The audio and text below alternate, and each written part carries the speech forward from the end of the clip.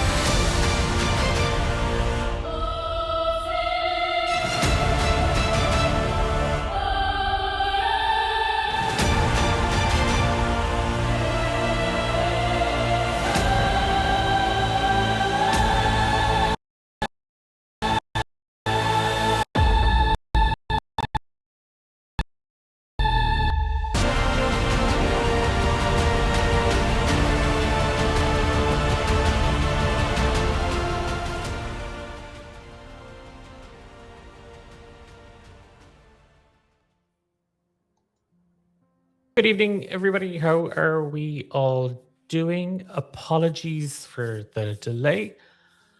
I had to take my DM hat off and put nurse hat on. And don't worry, I got rid of the nurse hat. I'm back. I'm back in DM mode. So all senses of care and duty, a Hippocratic oath, gone out the window. Very, very welcome to the latest episode of the Emberlight Saga, part 2 of Howling at Blue Pines. Before we pick up where we left off last or 2 weeks ago, just to, as always, just a quick sort of flag for this campaign and the tone of the adventures that take place in the world. The Emberlight Saga is a grimdark fantasy inspired campaign that touches on some fairly emotional and sensitive subject matter. Beyond just horror and supernatural, and horror both supernatural and psychological. The concept for this campaign is about hope in the face of the end of the world, and what that might bring up in terms of loss and grief, death, mental and psychological turmoil. So if that's not your cup of tea, if that's kind of stuff that you're not really, that you just don't vibe with, that's totally cool. There are plenty of other amazing creators out there that you can check out. Um, I'm trying to kind of flag other folks that are out there, and I kind of let them fall under my radar a small bit. But the gang at Heartfire Tales are another group of Irish tabletop role playing gamers, and you can check out so much of their content. They do this kind of stuff. They do like streamed actual plays. They have a podcast, and they lean very much into the fuck it, it's cool, do it vibes. So I kind of dig that. So do check out Heartfire Tales. And so I did the warning. I did the check out somebody else in case. Yeah, okay. Back to upsetting these four people. You'll notice as well that we do not have Dahi with us this evening. Dahi isn't able to make it. I am usually a fan of putting a character into a bit of a limbo, but that is not a luxury we have in the world of the Emberlight Saga and the world of Phaeton and the Lasting Dark. So Yanara, I will not be backseat playing Yanara as a character, but earlier on today, I asked Dahi to roll 3 d20s, and the party can utilize those however they see fit. As a skill check for Yanara, maybe there's combat tonight, maybe they have Yanara use that. So we have those rolls in the bank that you can pull from. They weren't exactly great rolls, to be honest, but there are rolls nonetheless. Maybe this is an opposite one where we have to roll low. It's not. I'm just going to tell you now. That was just a little bit of false hope.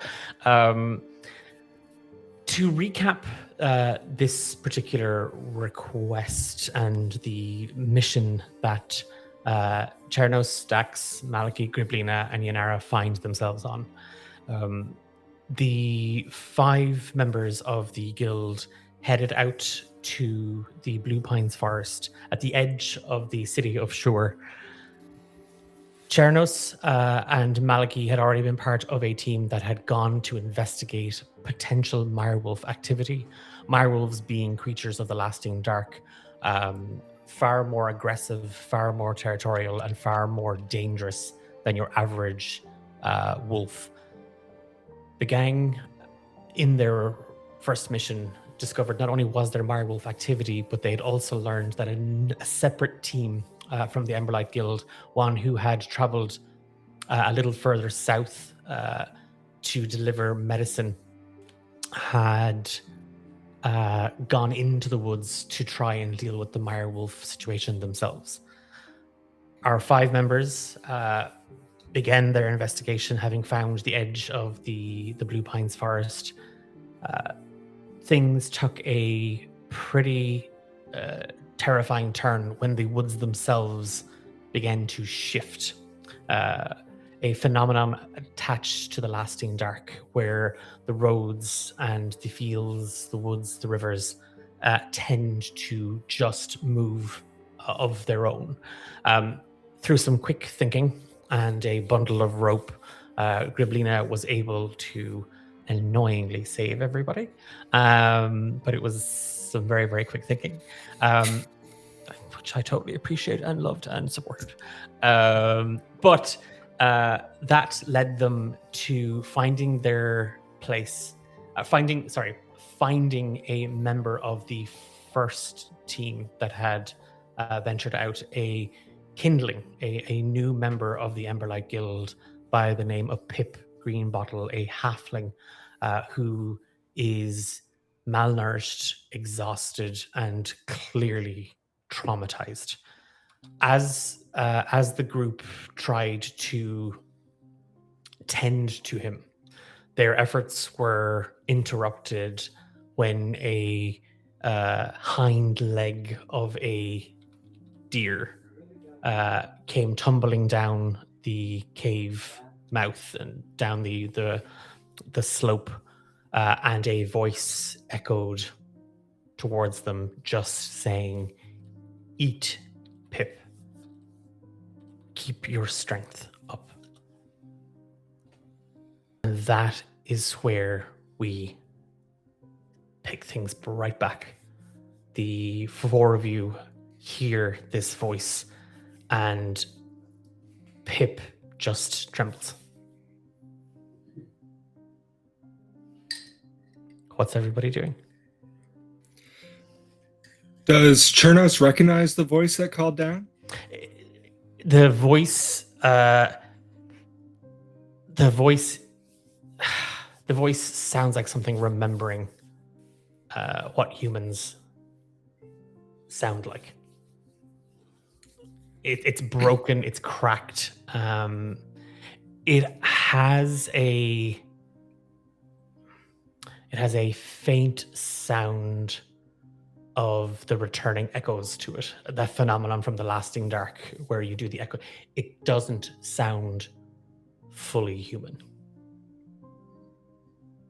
Is Pip still conscious? Pip is asleep. Pip was knocked out. Okay. Yeah. We can't ask Pip. We're just going to turn to everyone else and go, what the bloody hell is that then? We could climb up and look. Aye, we could. You first. Right. I think Jack, since he's the tallest and also crushed by the small space here, he's just like, I'll go first, because he can't do anything in this space.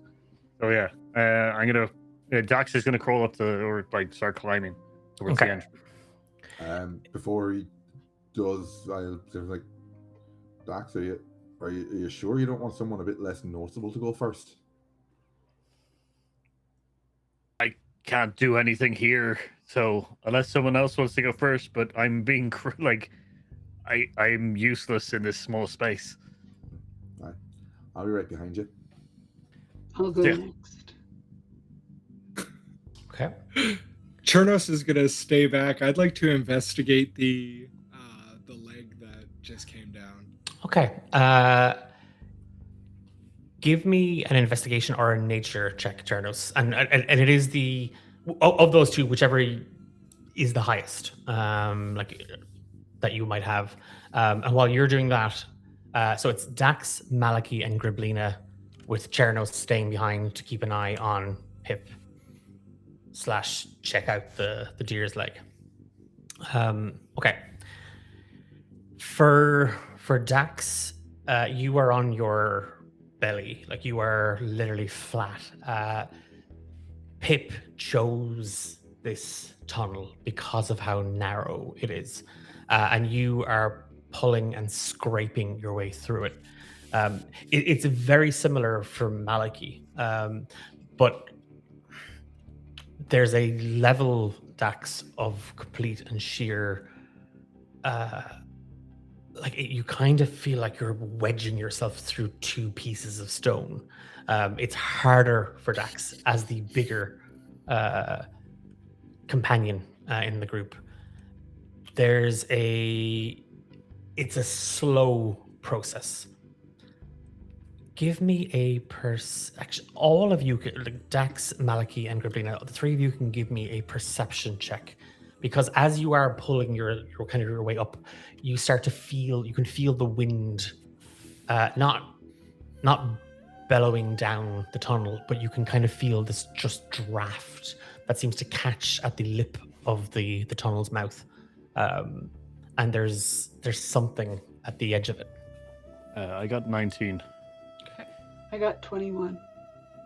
17. Okay. All of you recognize it smells like wet dog, wet fur. It's it's unmistakable, and it catches the three of you, but there's something weird. That's the stronger smell, but underneath it there is a faint perfume. It's not it's floral, but it's kind of hard to identify, but it's being drowned out, but the three of you are able to register it. It's there. As you continue the climb, and as you push, Gribina, for you, you're just haunched a little bit, like it's just a tiny little bit, but you are able to stand and just walk behind Maliki and Dax.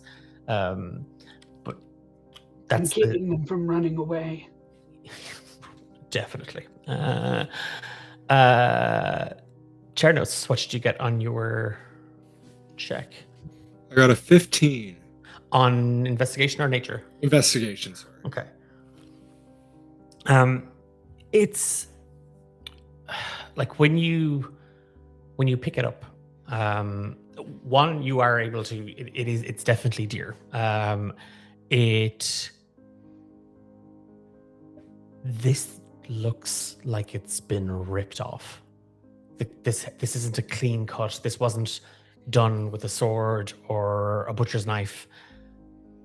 This literally looks like something grabbed the leg and just ripped it from the body. It is a brutal tear. The leg, like around kind of the hoof where this thing must have grabbed, the bone is pulverized.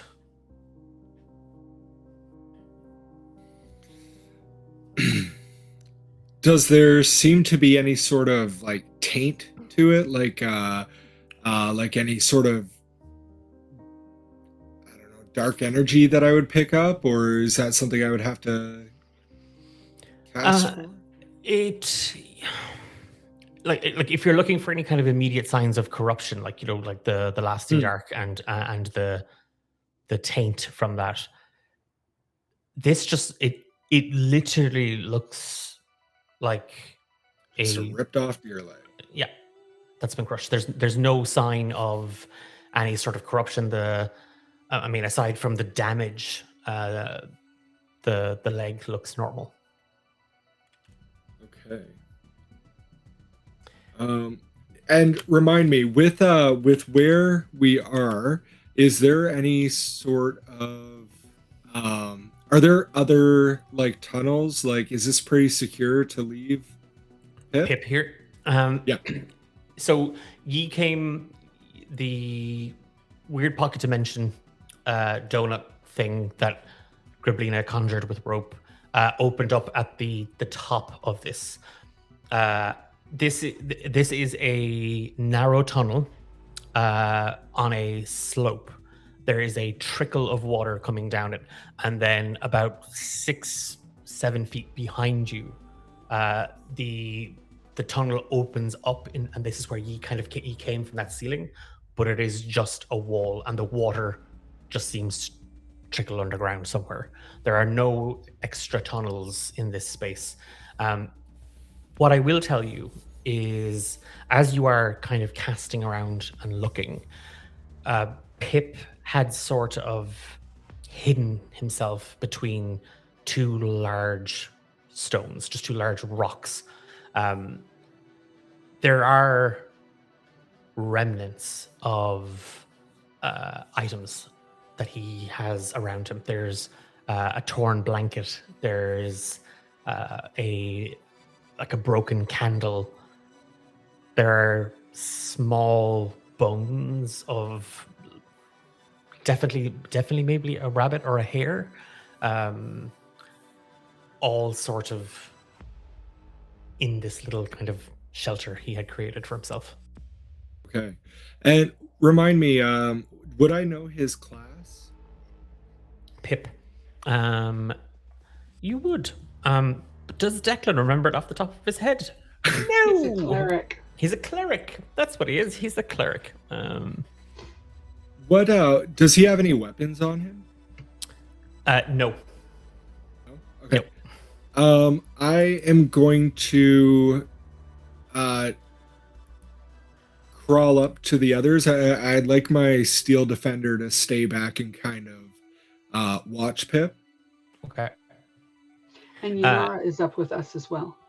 Yes, Yanara has kind of is there, off to one side, looking stoic and mysterious. The word enigmatic has gone from my mouth. At this point, with kind of nothing else, Chernos in the vicinity, and seeing that this is obviously a clever space for the halfling to hide in, you're leaving the sealed defender behind. You'll start to kind of follow up the tunnel from behind the others. Dax, you are the first out of the tunnel, and it is a small hole in a ditch. This most likely could have been a badger's den or a fox's burrow, but you pull yourself out, and as Malachy kind of comes up behind you, and you see Griblina kind of just poke their head out. The air is it's incredibly cold. The trees here climb incredibly high. They are very, very tall, thin, wispy pine trees. And as you gather your bearings and the others kind of join you with Yanara just behind Griblina, you don't see anybody. Okay. So I think, one of the things that Dax would definitely do once he gets standing up is, take his shield and sword out just as a defensive mechanism. Years of training and stuff. So, he's going to look around. The smell of the perfume, would I have recognized it? Like, would there be a particular guild member that would be... No? No, it had a floral sort of smell to it. It was buried by the smell of the kind of wet fur. It was just that there was that note to it. Okay. Is there the wet fur? Oh, sorry. No. Like, I would just be looking around just to see if I could find any tracks or anything like that. Just any kind of like disturbed area or anything like that. Okay. Just while I keep a lookout for when the guys get out. Give me a perception check. And Griblina? Would I recognize the wet dog smell? Give me a nature check. Yeah, 16. Okay. And Malachy, what are you doing? I think as Malachy comes up out of the ground, then you can see Dax looking for tracks. Malachy's going to scan the trees a little bit further away. Okay. Give me a perception check. So if you're kind of trying to see what you might be able to take stock of beyond. Yeah, kind of assuming Dax is going to look at what's immediately around us. Okay. You're just kind of keeping an eye on the perimeter. Yeah. Okay. Okay, and Griblina, what did you get on your nature? 21. Okay. The smell of the fur. It's not a great fur isn't wet fur isn't a great smell in the first place. And it's that thing of like you're kind of beginning to taste it because there's nothing on the smell. Like it's just so it is that thing of almost like smacking your lips and even clicking your tongue against the roof of your mouth. Mirewolf.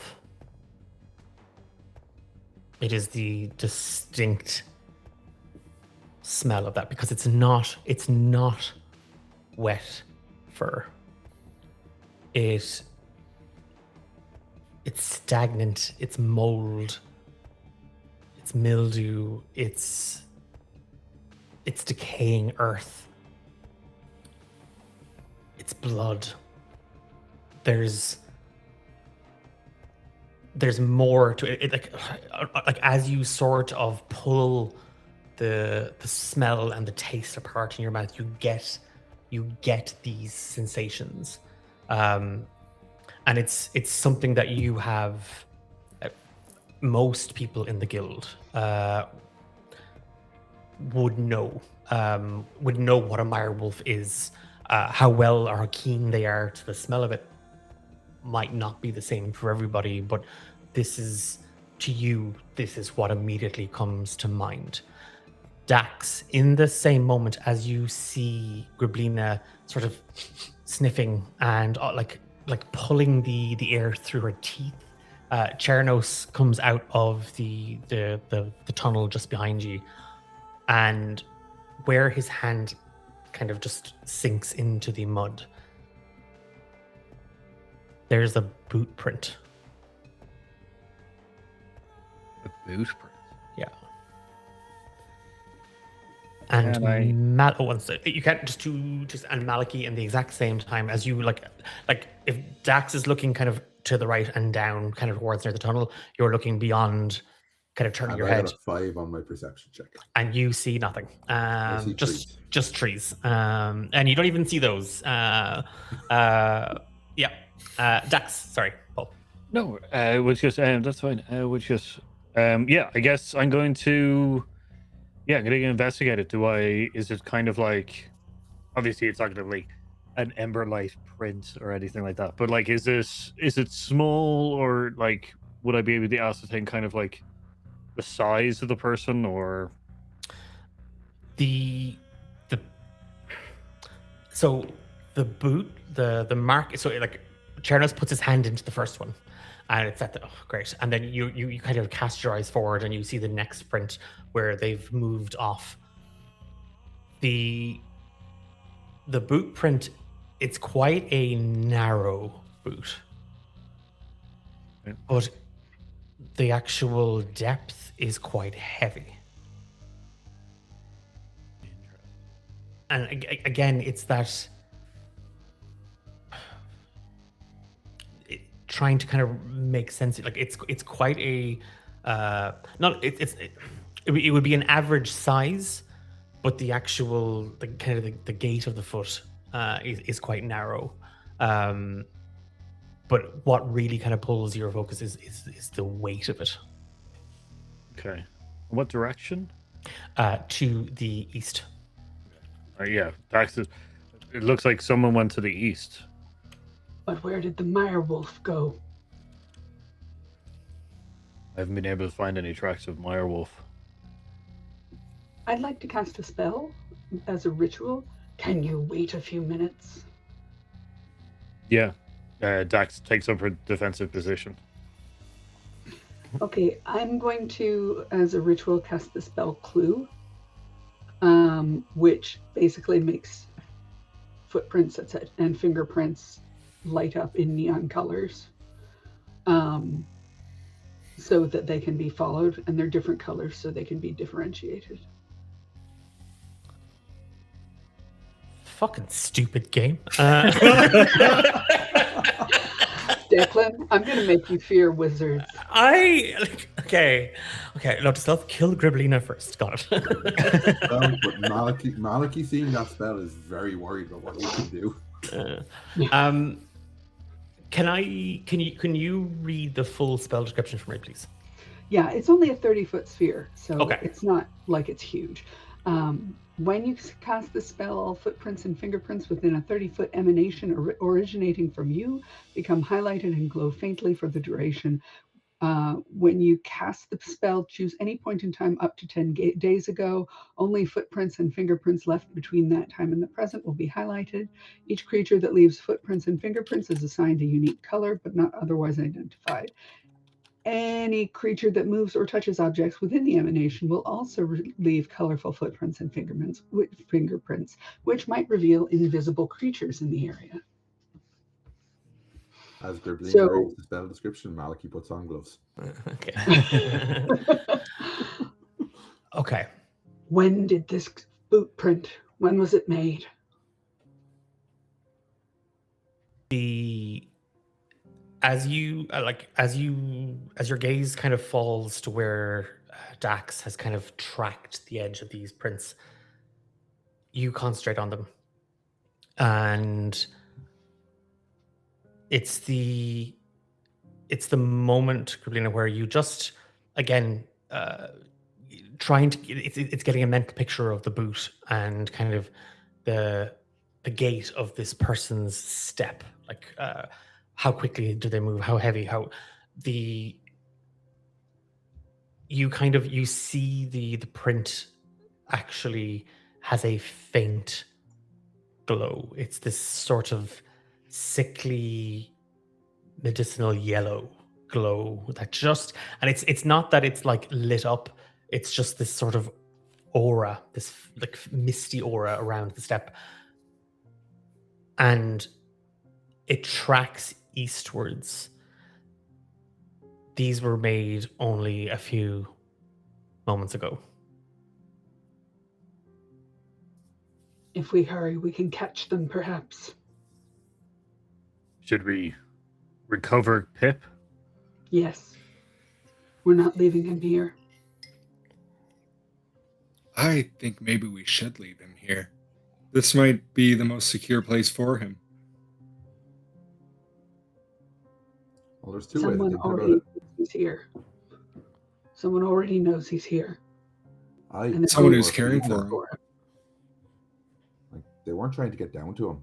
They were feeding him. So I'm not exactly worried about leaving him here. Like, I think he'll be all right for a little bit longer. Are we going to be able to find our way back here, since the landscape is moving? And I was thinking of leaving one of Yanara's maps with him. okay, I'll let you leave him. But just once. So the plan is to have Yanara draw up a map. I think yeah, I think it's one of these like maps that they're able to locate. Okay. Now, are we using one of Yanara's dice? I rolls? would provide my map Yeah, I think because we all got one at the beginning of last session from. Okay, so you want to give it? Okay. I'll give up my map, and I'll call up my Steel Defender, and get it to put it in his pocket or something. Hold it in his mouth. That would be Because I think cool. I think he has to have the map on him Okay. for it to work. So if my Steel Defender can transport it back down to him, then I'd like the Steel Defender to accompany us. So we're gonna leave him on his own. Okay. So we'll say in the time that Griblina was casting Clue, it's this idea of what are we doing with Pip as Maliki, Dax, and Chernos kind of discuss. Chernos takes his map, rolls it up.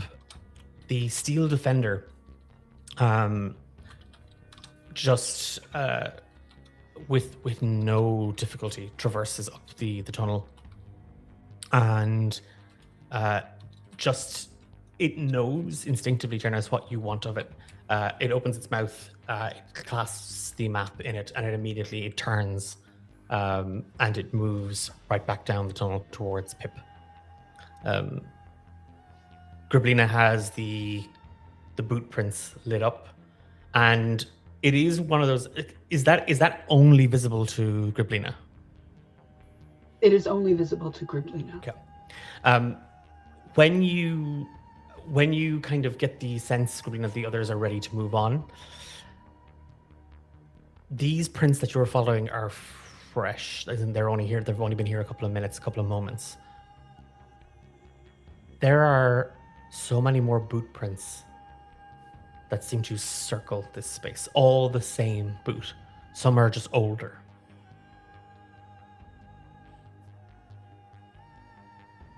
Does your dog scent? Jarnos? It does have investigation qualities. Well, I'm not taking it away from Pip anyway. Oh, I'm taking it away. It's coming with us. If we're leaving, it's coming with us.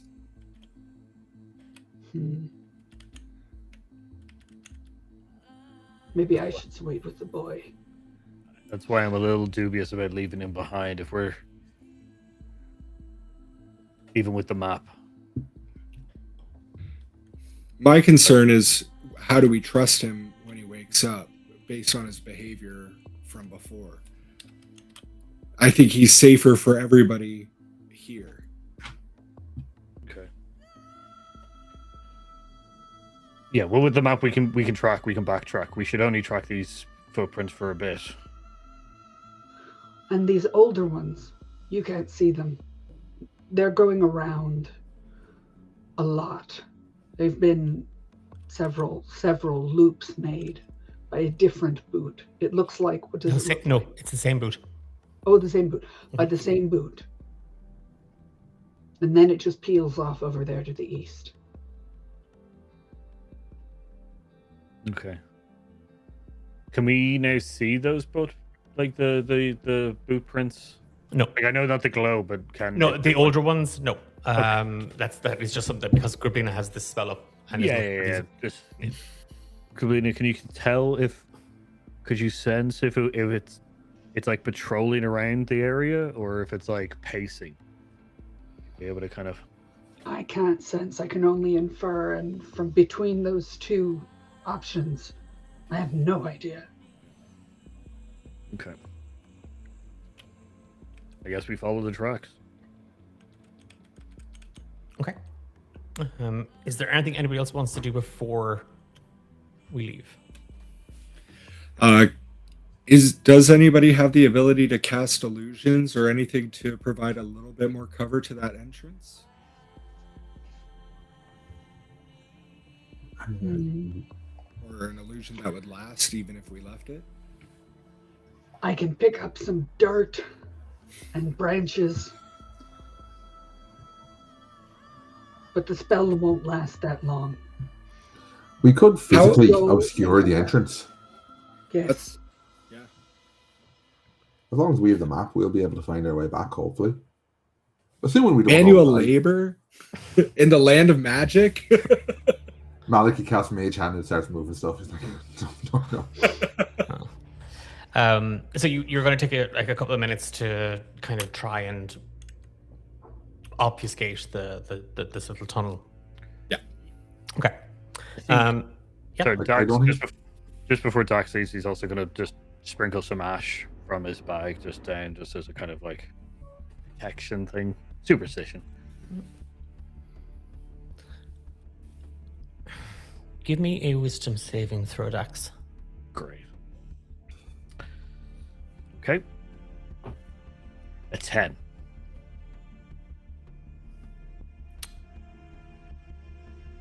A shiver runs down your back as you take a handful of ash from your bag and you scatter it. That's all. Ooh. Okay. Someone just walked over my grave. Does Dax say that out loud? Yeah.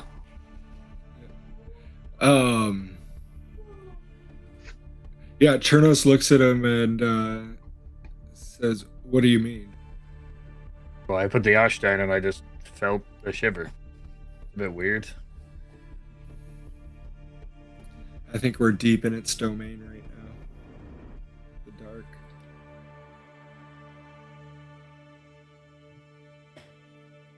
Oh, there's no better place for me to be there. In I can think of a few Chernos' places. experience. Oh, go ahead. No, I can think of a few better places. The Guild Hall is one of them. That thing's gone east. Why don't we go west? Bring Pip home. There's still a few more we need to find the remains of. How many more in the party? Well, there was 3 others. It was Pip, the twins, the Javier. guy. So there was actually 6 people in this. 6, right. 4 kindling, Brick, Brack, Riza, and Pip are your 4 kindling. Javier is your ember bearer, who was sort of the mastermind that Chernos, you and Maliki learned had kind of thought that he could deal with the Mirewolf. And then Kalan Murkroff, a lantern warden, Right. who was leading the kindling. It was her group. Okay. All right then. Yeah. East it is. In Chernos's experience, like, has he ever been this deep into an area so profoundly affected by the dark? Like, does it feel like this is different, or No. No. What I would say is, particularly for Griblina, Chernos, and Dax, as lantern wardens, you've been around the guild longer. This feels like you are in the veins of the lasting dark. It's that sort of everything hums with it. The air, the ground in your feet, the dew on your skin, the wind as it cuts through the trees. Everything carries this. And even for Maliki, as an ember bearer, it is that,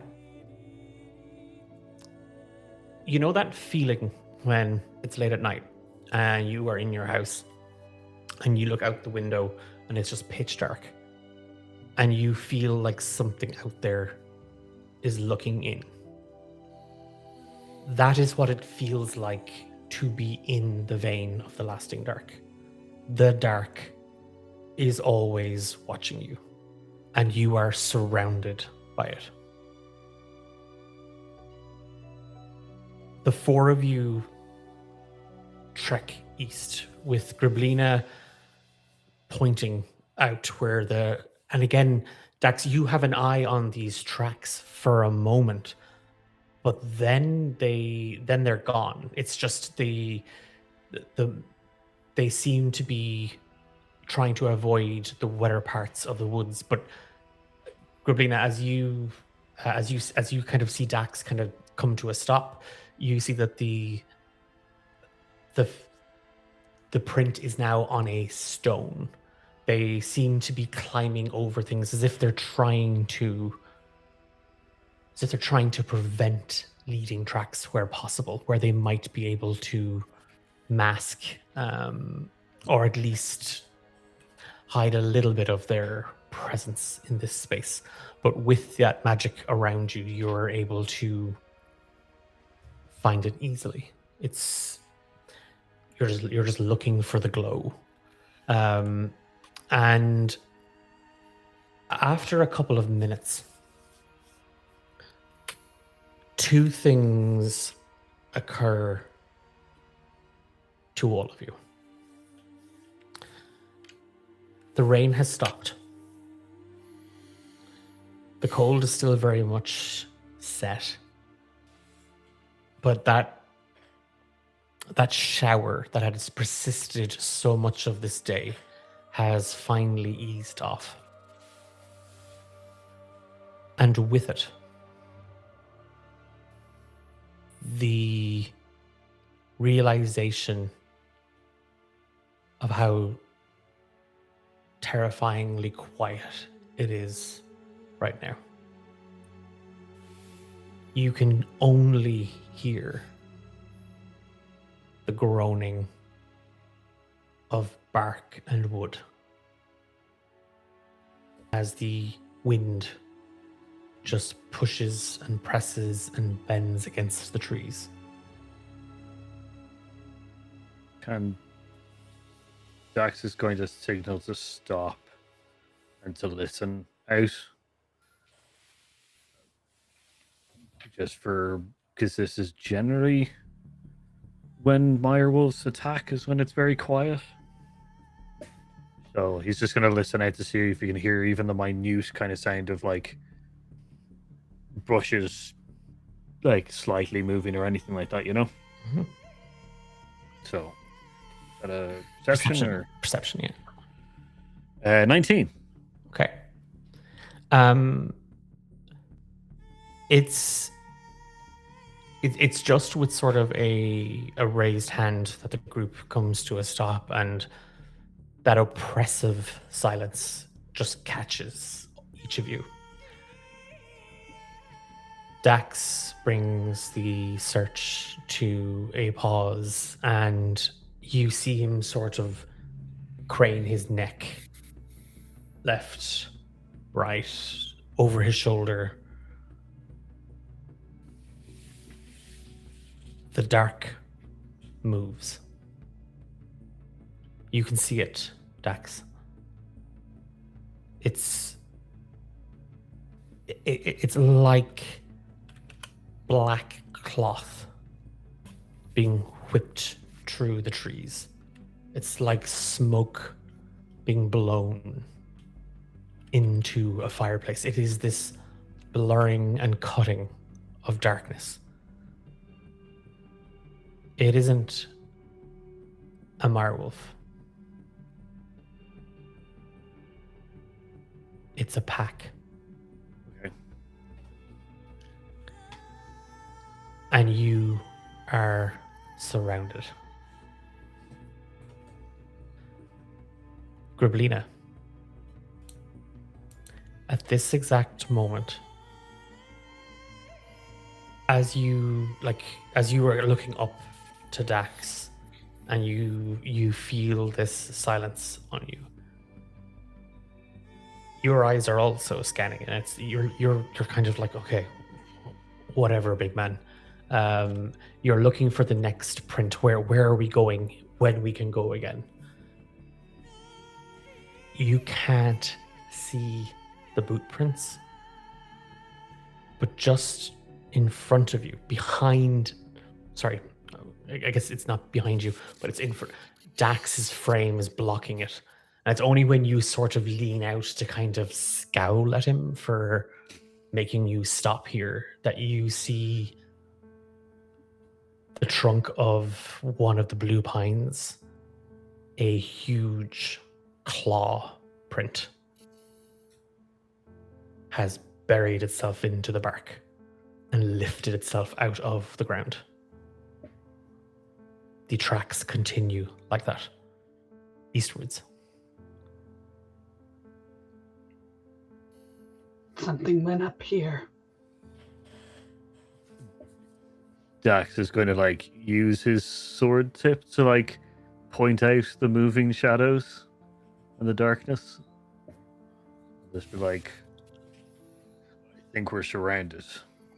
I'm going to try to say that as quietly as possible. Chernos will mutter quietly to the rest of the team, don't let them hurt us. We probably briefed you guys previously, but in the last, in our previous mission out here, we noticed that the direwolves were kind of hurting the travelers and stuff. We would have talked about that in our debrief and stuff. Yeah, it would have been in the report. So, yeah, Dax and Griblina would know what I'm referring to when I say that.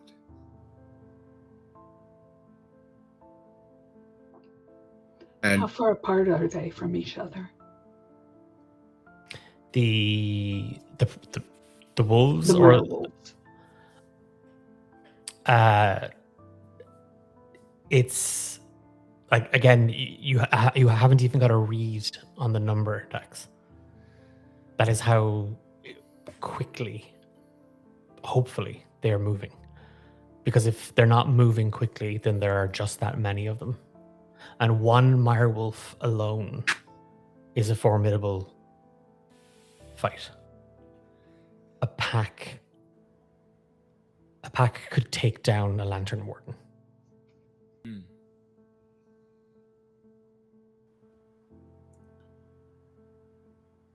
The only way out is through. We got to keep moving. I say we go up. It's where the tracks go. Follow. Yeah, lead on. All right. Gublina, I think if you're going to point out where the tree kind of claw marks are, we'll follow that path now. Yeah, I'll point out the tree marks and where the next mark is above. So it's as you're sort of now it's we need a way out, and Grablina, you're the one pointing, not necessarily leading, but guiding the others. The claw mark seems to have wrapped itself around the trunk of this tree, and then another. And then as you drift up, your eyes kind of look up, you see that the top of this tree has been snapped. And a little in the distance, you can just see a faint glow, about 40, 45 feet.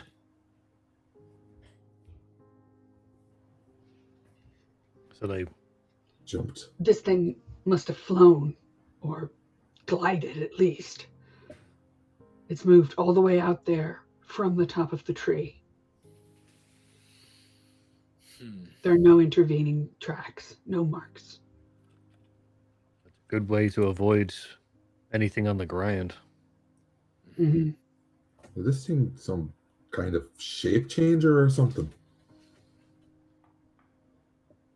Was anybody a druid in the party that went out? the missing? Yeah. No. Missing You would know that Kalan is a sorcerer. Javier is a fighter / bard, but he has no training. There was a Riza, the Tabaxi rogue, Brick and Brack, the brother and sister, are a cleric and a fighter, and Pip is a cleric as well. These claw marks that Griblina's pointed out, do they look like tabaxi claws, or are they look like wolf scratches, like something monstrous? Something monstrous. It's not. This isn't like. Certainly, Riza would be able to climb. That wouldn't be it, and she would have left kind of scratches.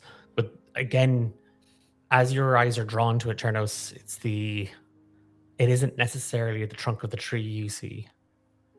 It's the leg of the deer and the bone pulverized. Right. Do we follow that direction? Or do we try to climb the trees? How are the wolves looking? Yeah. They're just circling and watching. Are they out of the range of my dark vision? So, I love dark vision. I know, every DM does. And the lasting dark isn't darkness in that sense. So as Dax has kind of pointed out to them, all of you can see this. You see this sort of shifting of the shadows. You are surrounded. Like it is they are about 80, 70 feet from you. They haven't drawn any closer. As you've stood here trying to gauge the next move, the next step, they haven't done anything. And this is something all of you would know. Mirewolves are incredibly clever. And as the five of you in our here as well seem to be figuring out the next step, the realization that the Mirewolves are doing the same thing dawns on all of you. So the possibilities are the Mirewolves are going to try to stop us from following that thing. or they're going to try and herd us towards it. And there's only one way to find out. I think we go after it. Do We don't we have want? time to deliberate more, I don't think. Do we want a bit of extra illumination on the way? At this point, I think we've met all of our threats.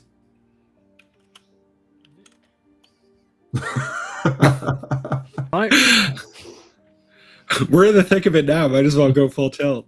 We know about Meyer wolves, like we've faced them before. Mhm. We know that they're blind, right? Yes. Yep. Okay. Yeah, we all did totally know that. So Yeah. you would Did know. you not know that? So to clarify that, my wolves are blind, but only because they do not have eyes. But they tend to hunt through scent and sound. Yep. Okay, we can work with this. Yeah, that's what I'm trying to think. That we can either mask scent and make noises over. Does anyone have? Prestidigitation. I was just looking for it. No. I do not. Okay. Mage do. hand is the best I can do. I've got the prestidigitation, but it's not as loose as it used to be. This thaumaturgy. Anyone have thaumaturgy? You can shout real loud with that one. Yeah. Are there any little stones around? I would assume maybe. Yeah, there are. I would like to pick up a stone, and I would like to pick up 2 stones, and I would like to use my magical tinkering, and I would like it to I'd like to whisper into the stone, just like, I don't know, chattering gibberish, and I would like to throw those stones kind of behind us.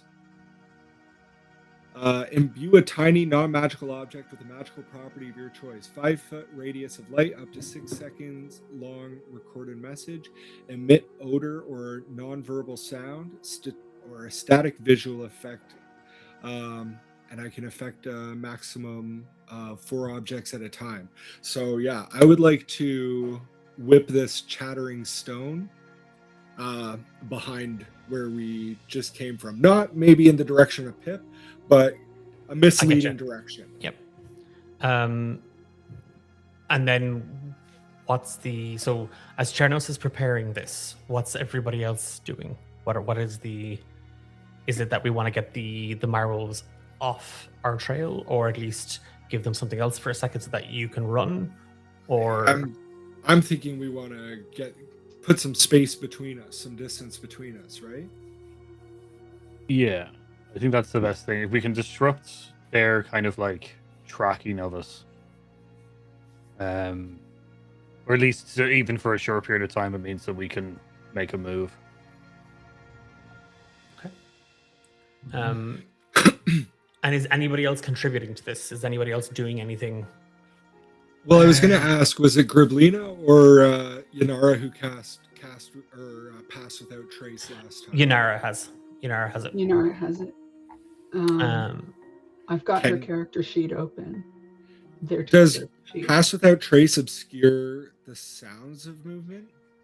Gives us a +10. Plus 10 to stealth. Yeah, so you radiate a concealing aura and 30-foot emanation for the duration. While in the aura, you and each creature you choose have a +10 bonus to dexterity stealth checks and leave no tracks. Doesn't say anything about sound or scent. But the stealth roll would definitely help us with our sound, at least, right? Do you want to give this a shot? Does this sorry, I just started with a plan. No, that's a good thing. Like, I think since they hunt, Anything that will help. Okay. Yeah. I'm All glad right. you stopped thinking with your ass. I feel like as Chernos is about to whip the rock and Griblina says that, he just kind of looks at her. He doesn't even know how to respond. And then I whip. Chuck it. Give me a ranged attack just to see how, because you're not actually attacking anything, but just to see how far you throw this, Chernos. So would that just be a D20 or what would I roll here? Can you do you have any ranged weapons? Because I'd give you your. I do have a ranged weapon, and part of my battle ready perk is that I gain proficiency and when I'm attacking with a magic weapon, this is magically imbued. I can use my intelligence. But you're not attacking. You're chucking a stone in the woods. A magic stone. A magic stone. But it did say when attacking with a magic item. But you can I'm gonna let you roll as if you were, shooting off a crossbow or whatever it might be. So you can add that plus bonus, whatever it is, to your ranged attack. Unfortunately, my crossbow benefits from this. Let me just see here. It's your dex modifier. D20 plus 1. Yeah. Okay. Yeah. And this you're going to be able to throw it. I just want to see how well you throw it. Yeah, I want to throw it really well, Declan. Okay, great. Watch now. You're rolling that one. I know. No pressure. In this moment, as Chernos is has these stones that came right across my page, it's a nat 1.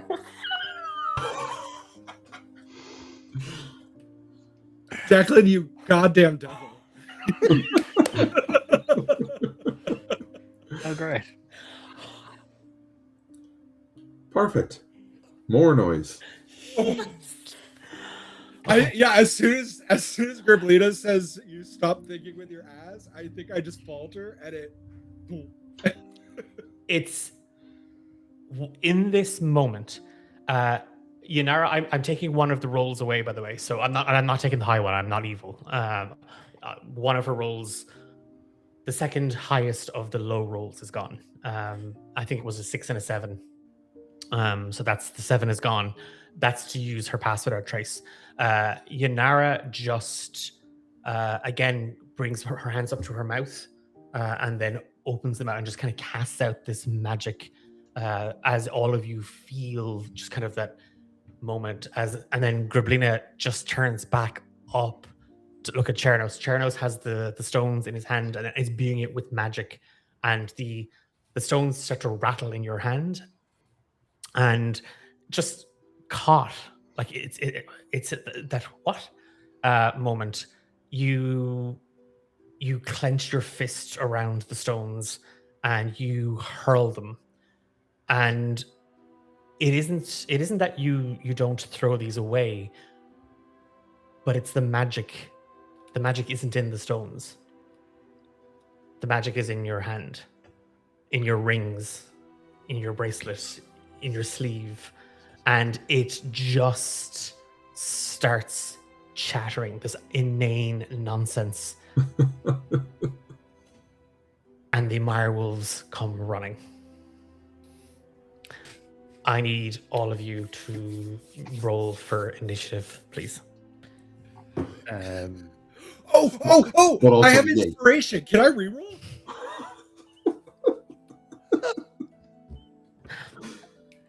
I've been storing it across like 2 missions. Okay. After you described that beautifully. Yeah, I know. What a way to yeah. Go on. You want to use it. I'm so sorry. I mean, if it wasn't a 1, like, oh. I knew you would love that monologue, Declan. Yes, I love losing a monologue. That'd be a 13. A 13. What's really annoying is now the sound effects worked, and it's just this cold, chill sound where I'm like, yeah, this is what I get for being nice.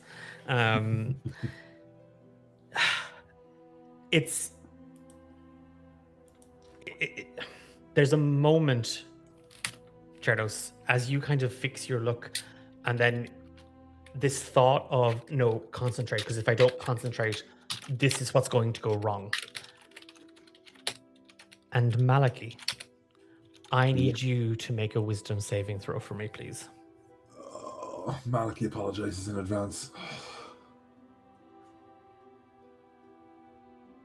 I got a 13.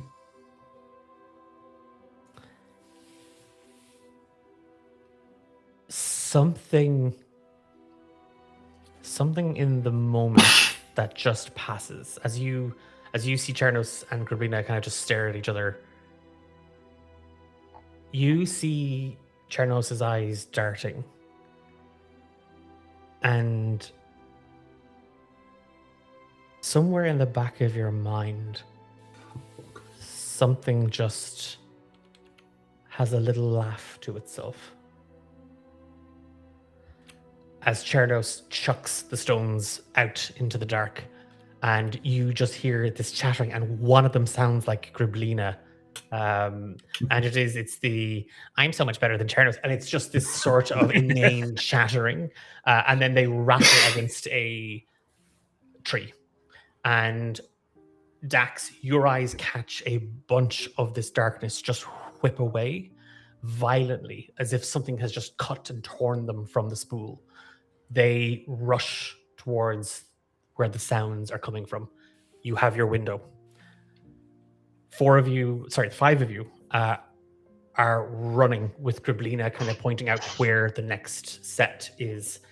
And in this moment, I finally get to do, unless Kate wants to ruin it, I get to do the action scene thing again, where I'm giving you all what is your as the 5 of you whip away from the mirewolves, what are you doing to keep that distance? What action, what spell, what feat, what skill are you using to keep ahead of these things? Well, first of all, I growl at Maliki, watch your footing, and then Watch your back. And Grabrina, can you do another rope trick? I can, but I'm not sure that's the best idea. I was thinking if you could get everybody into a rope trick, I could misty step forward like we were going to do last time before you had that brilliant idea. Now, the only thing with the rope trick isn't it that's It just stays. it stays put. Oh, really? Oh, okay. Yeah, I thought I was carrying it. Yeah. Oh, okay. Oh yeah, no, you can't. Okay, never mind. It's then. not a balloon. And the only reason it moved last time was because of the shifting lines. Everything else was moving. Right. May I cast a spell as Yunara? Yeah. Okay. Yunara's going to cast a 3rd level. That's Yunara's long highest roll. strider. That's her highest roll gone.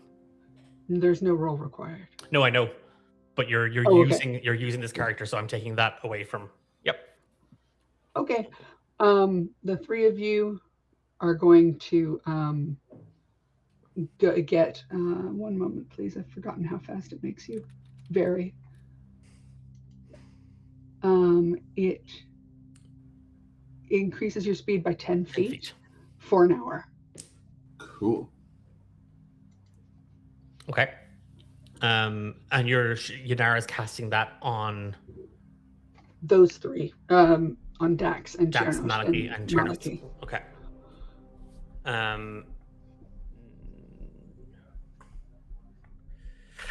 Now, looking at this, I think slight issue. She only has a 2nd level. If I'm looking at Yunara's She's only character. got 2nd. Oh, I forgot she's not a full caster. But we'll have to do, let's say, not Maliki. Everybody but Maliki. Okay. Yeah. I can So- still misty step though. Like I can. So is that what Chernos is? Chernos is going to Misty Step?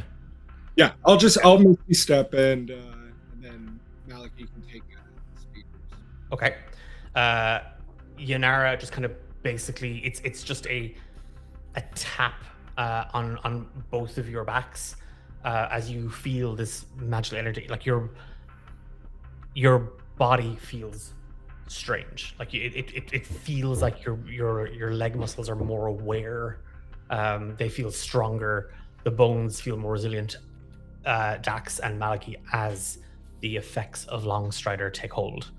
You have +10 movement speed, and Yunara takes off running. What are the remaining 3 doing? I'm gonna run. Just gonna run? Okay. Okay. Yep.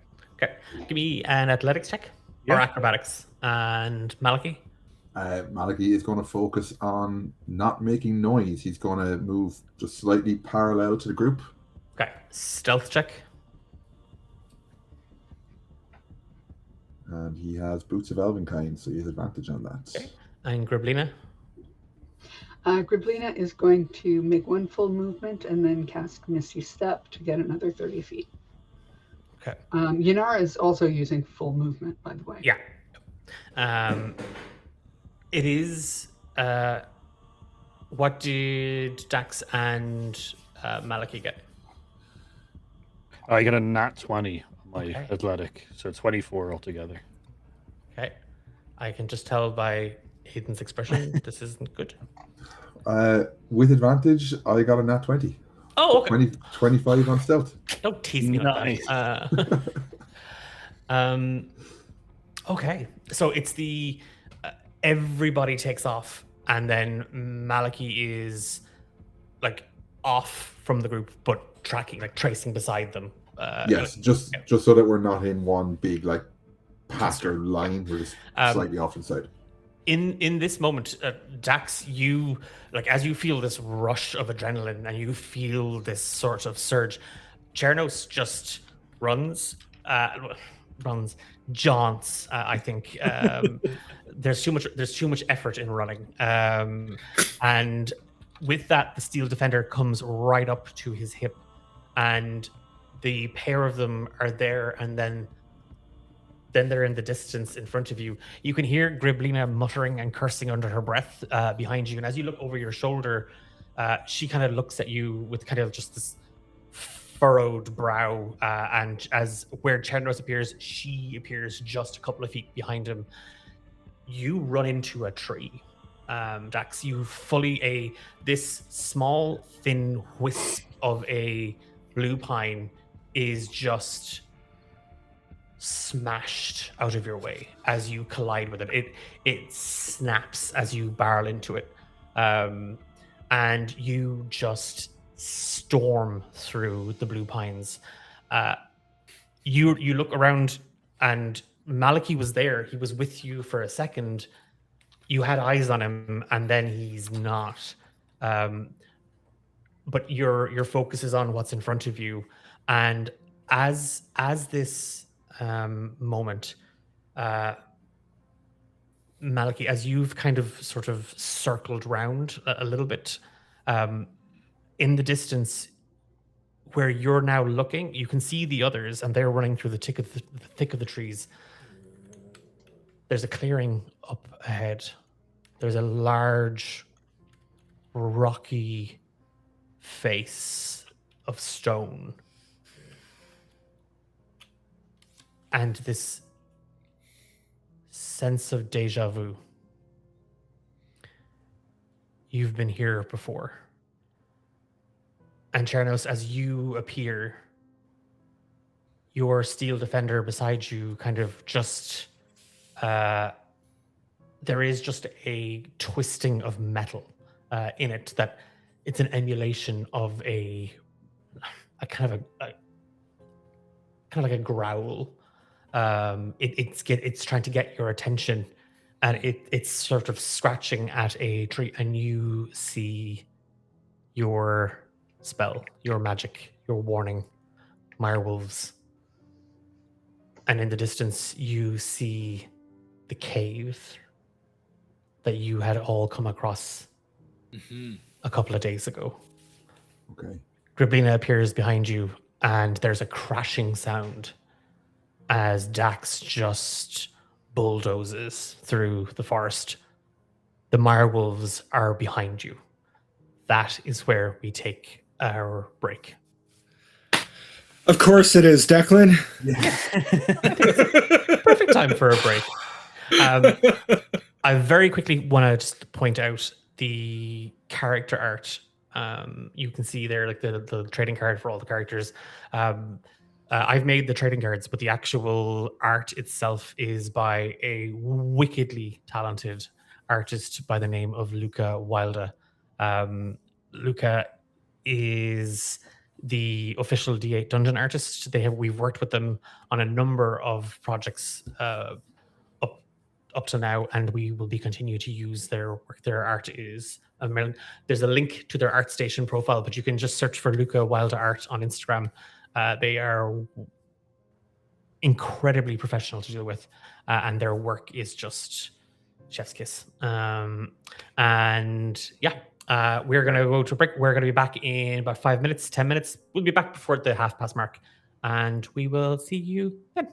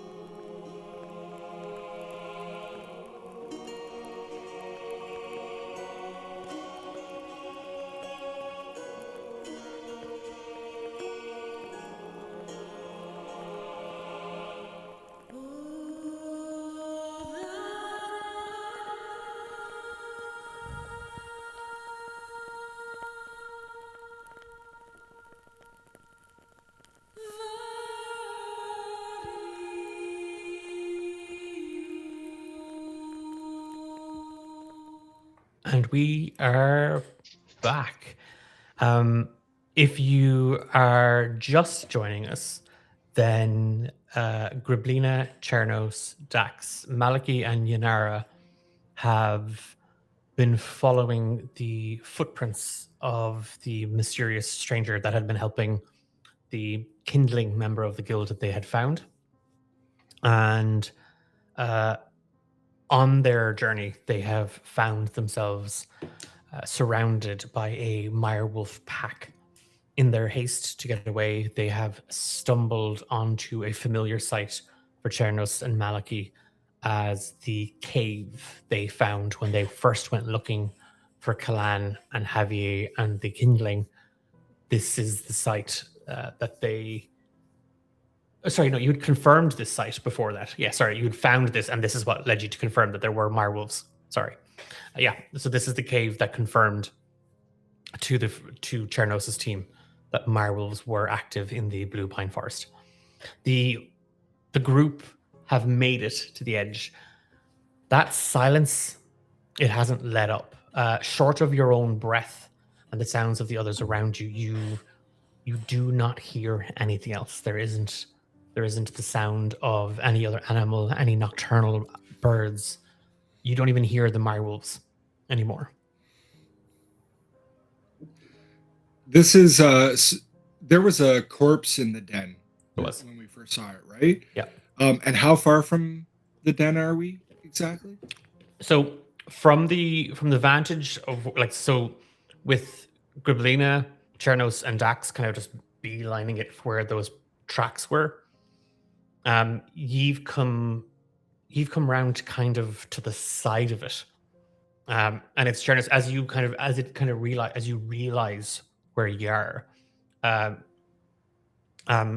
Maliki, from your perspective, having kind of moved around from the group, you're looking into the mouth of it again. Okay.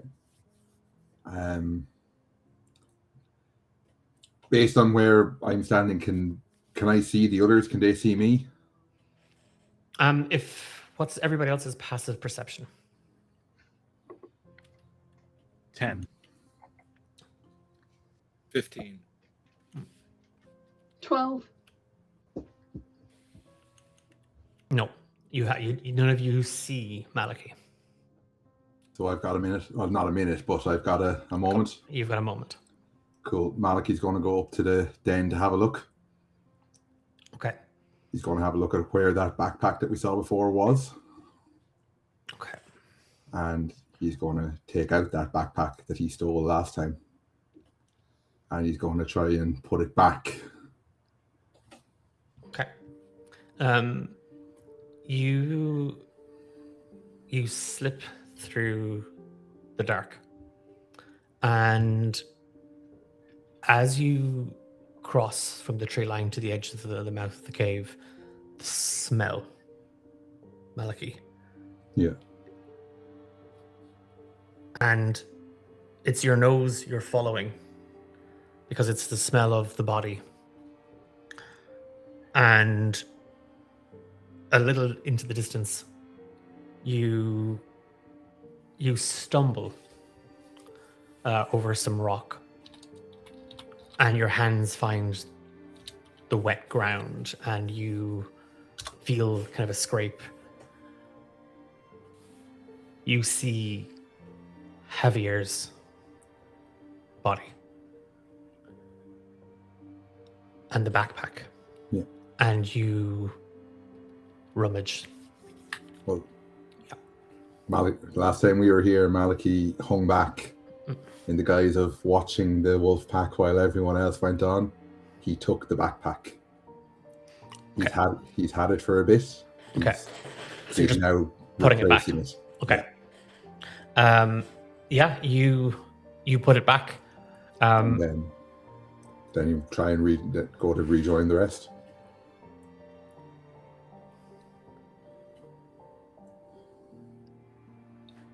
Why are you putting it back? And the voice echoes around the cave. He's going to answer back. He's like, you told me to take it, and I did. You never told me I had to keep it.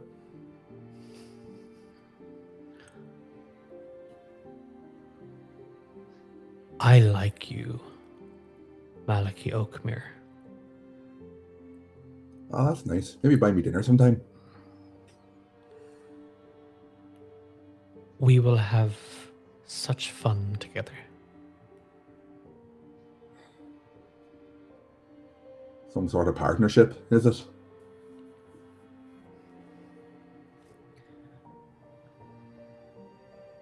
That That would imply we were equal. Give me a wisdom saving throw.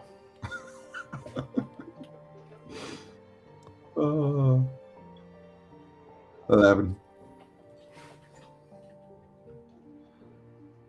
As its words just echo around the cave. It's strange. It's not the same.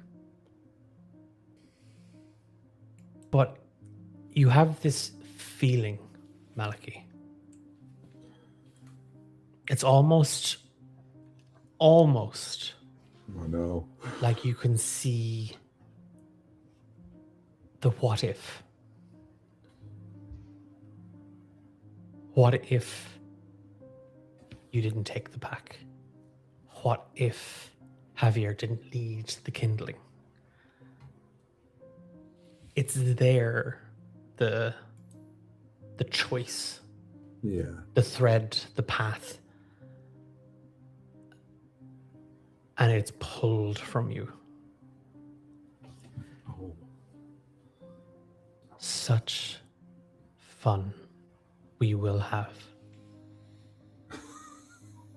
And the voice vanishes. Malachi is just short of pissing his pants.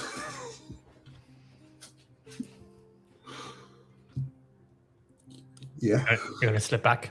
He's gonna, once the pack is back in place, roughly in place, he's gonna try and slip back around. Then you're going to give me a stealth check this time.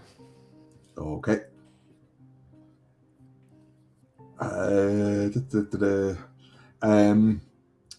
Inspiration, do I have to say that beforehand or is it a reroll? No, or... you can so you can tell us what you rolled and that you're cashing in your inspiration. Okay.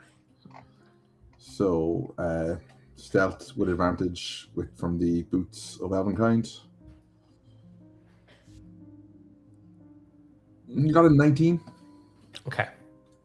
It's still enough. You slip out and you had a rough eye on where the others were.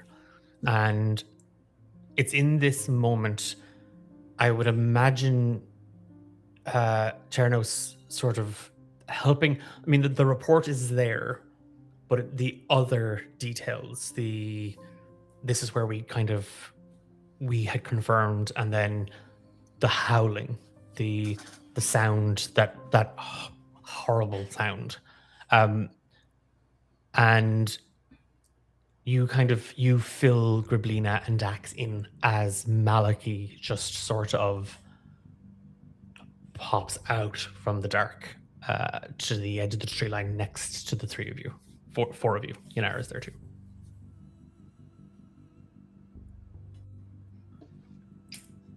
So you've told us that this is the den. What's that, Griblina? We should have all stayed in one big group for the wolves to herd us along. Yeah, that would have been a really good plan. All get caught together. That's how ass stinkers stink. Sorry, what was that, Griblina? Couldn't hear you all the way down there.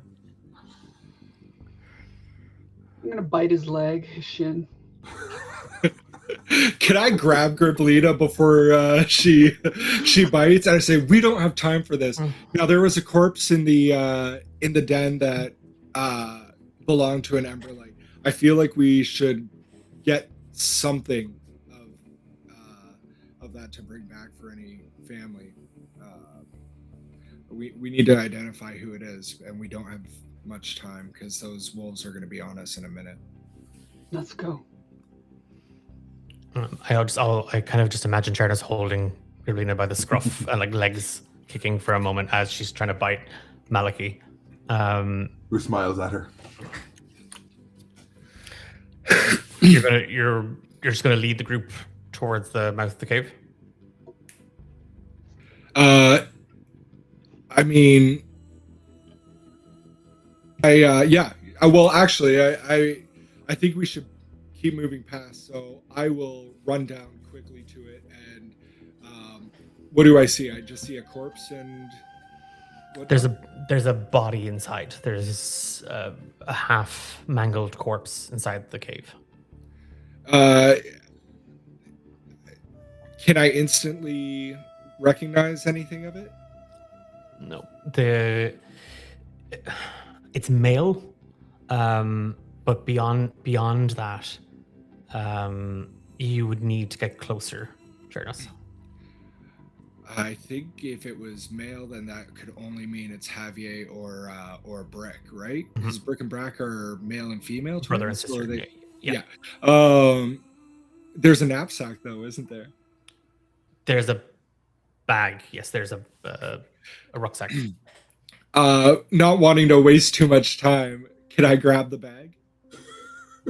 Yeah. No, you still need to go in. Yeah. So you're gonna run in, and you're gonna grab the pack and come back out, and then come right back out. Yeah. And the others are kind of waiting at the edge of the mouth. Again, it's enough to go in, and it's heavier.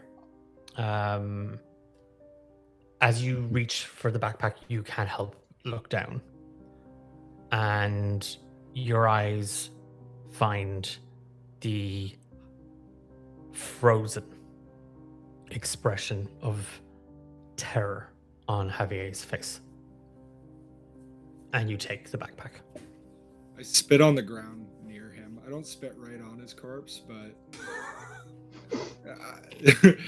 Chernos is furious with Javier. Okay. You've taken the backpack. It has the Emberlight sigil carved into the leather, cut into the leather. This is belonging to the guild. You come out, the others are waiting. Yeah, I think we need to keep moving. There's no like pups in there, right? There's no like small ones. I'm asking Cherno, I guess. Like, since you went in there. I didn't see anything. I just saw and nothing attacked you. Of that fool. Dax just puts the Javier. oil. Javier's dead. Good. What's in the bag then? I don't think we have time for that. Let's keep moving. Griblina, can you see any more tracks, or are we out of there? Is there anything further I can see? How long does that spell last? 10 minutes.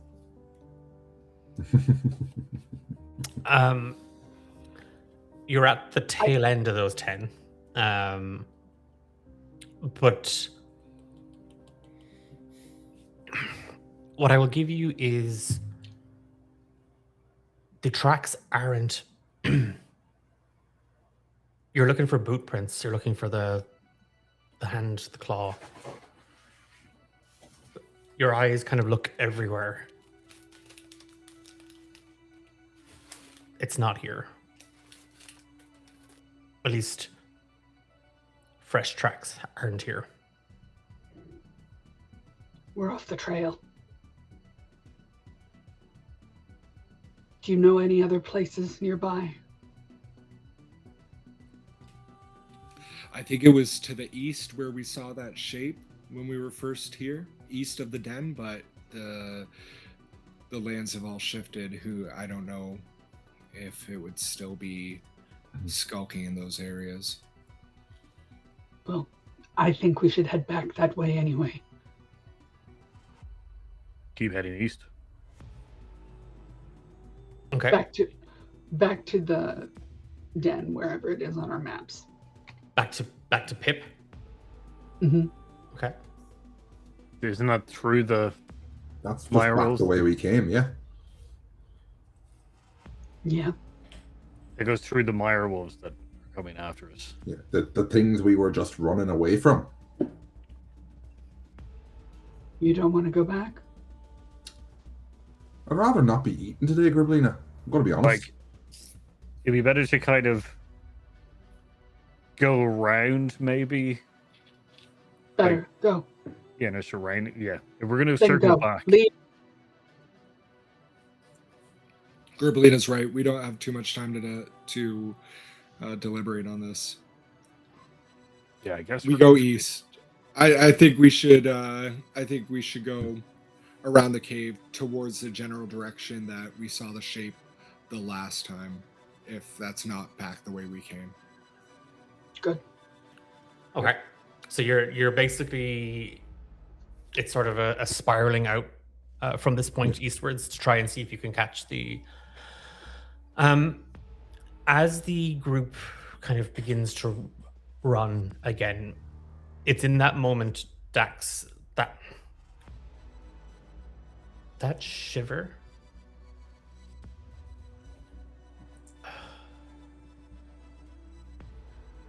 This isn't something glancing over your grave. Something reaches deep down into the core. Mm. As you run into the tree line, you feel your breath catch. It's like it stops in your windpipe for a second. And all of you just hear this horrifying, screaming howl.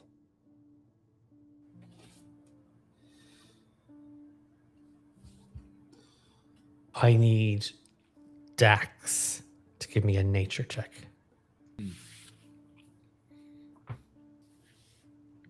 I got a 10. You've heard this before, but you've never found the source. It's a mirewolf, most definitely.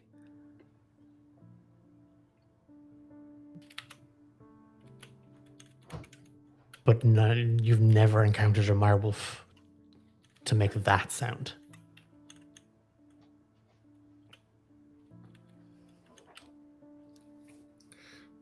Can I make a leap and be like, oh, this is probably the loom. Fuck. What? So is it that I caught my breath, or my breath got caught when I was running towards the direction into the tree line? Mm-hmm. Towards, and then at that same moment, towards the east and in the hell. Yeah. Yeah, Dax is gonna worry, like, just be like, I don't know if this is the right direction. Like, that doesn't sound like a mirewolf. That sounds like something darker, and I don't think we're prepared for it. We might just have to stand our ground against the mirewolves that are coming. Did anyone get a count? No. Did that scream, did it have any similar vocal qualities to the voice that was? No. The sound, the voice in the tunnel sounded like something remembering to be human. Right. This is something trying to remember what a howl sounds like and screaming out that sound. And is it?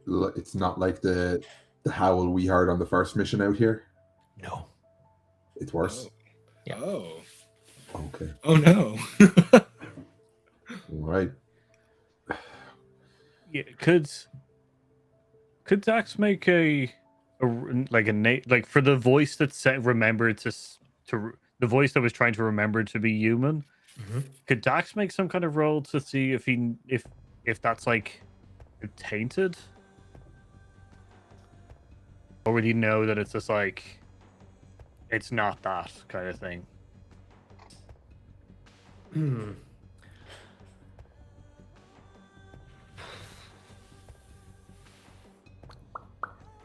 I would say, I tell you what, give me a wisdom saving throw at disadvantage. Correct. Just because, and I see this, by the way, as you're all kind of following. Dax has been kind of the front of this, with Griblina pointing.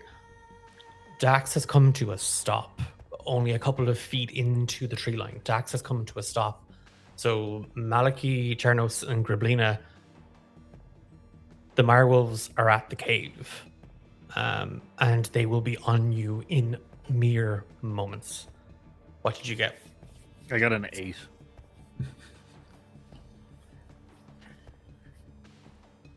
As you... Actually, I think he got a 15. So add 15 to your wisdom save, please. Oh, 8. So 23. Thank you. Stupid wizards. I Kate, told you. Kate, Thank you. I want you to take a point of inspiration, Oh, thank you. because that is an important... that was a very, very good choice to make at that point. Unfortunately for Dax, that feeling,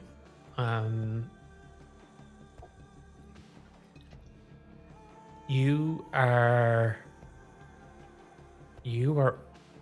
overwhelmed. This isn't the taint. This is grief. This is fear, guilt, shame. This is sin. And you now carry it.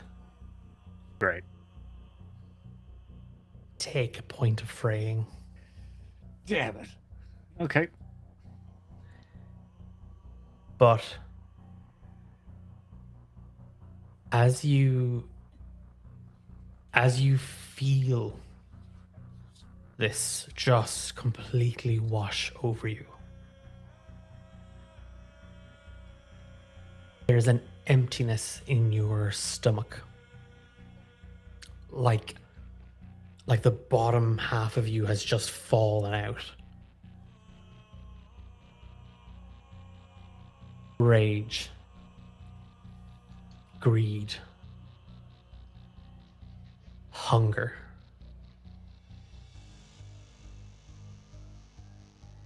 There are 2 sins here. Oh, great.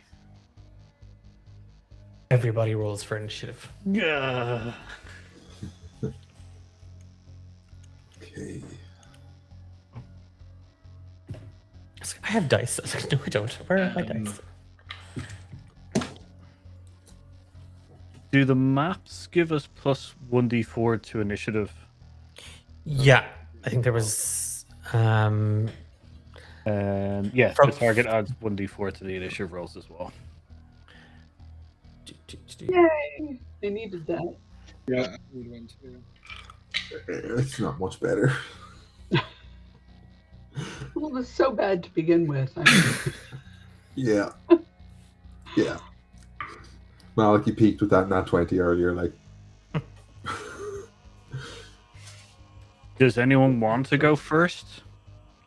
Does anyone have something specific that would be good to go first?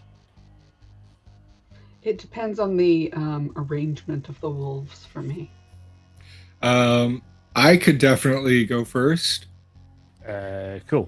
I'm going to use initiative swap, where I can immediately swap my initiative roll with someone else's roll. I'd like to cast Fireball on them. So, I don't know who wants to swap. I think as Griblina, if you want it to start things off with a fireball, by all means. We'll burn down the forest, but Okay, everybody give me 2 seconds because I have to map a map in my brain. I just have to write down a bunch of numbers. Okay, that's that done. Right. What did everybody get in terms of initiative scores? So I got 23. Okay. Anybody get higher than 23? Oh. No. Okay, so 23 is Dax. And I'm swapping with Goblina because I've got initiative swap. Okay. Part of the alert. Is that for this combat entirely that you'll be swapping with group? Immediately after your roll initiative, you can swap your initiative with another initiative of a willing ally. So I'm guessing it permanently changes my Okay, position. that's fine. So Grablina has the 23. Yeah. And I he's got a 10. A 10. Okay. Sorry, that's a terrible number to give someone. Still perfectly fine. Okay. Anybody get higher than 17? Great. That's me. Chernos, what did you get? 7. Fuck. Okay. I mean, yeah. Okay. And Malachi. Also 7. Okay. Right. Hey, Maliki and Charnos we're in tune. Pals, peas in a pod. What are your initiative scores? Plus 3. +1. Okay, so it'll be Malachi before Chernos, just on that basis. Yep. Okay. At this point, Dax, as you try and piece yourself, your sense of self, your own emotions, as you try and put these, it's not discard them, but as you try and make sense of what you are feeling and what you are seeing, 7 mirewolves come running through the dark, and it's this misremembered, malformed shape of a wolf. It is skin and bone, it is fur and flesh, it is teeth, too many teeth to fit inside that maw. It is the visage of a twisted face, no eyes, and a mangled snout, ears that trace a little too long backwards, and a fur that is mangled, matted, and twisted with grass and dirt. They come running. And Grablina, it is your action. There are 2 groups of these. There's a group of 4 and a group of 3. And they have kind of, as they come running, they splinter.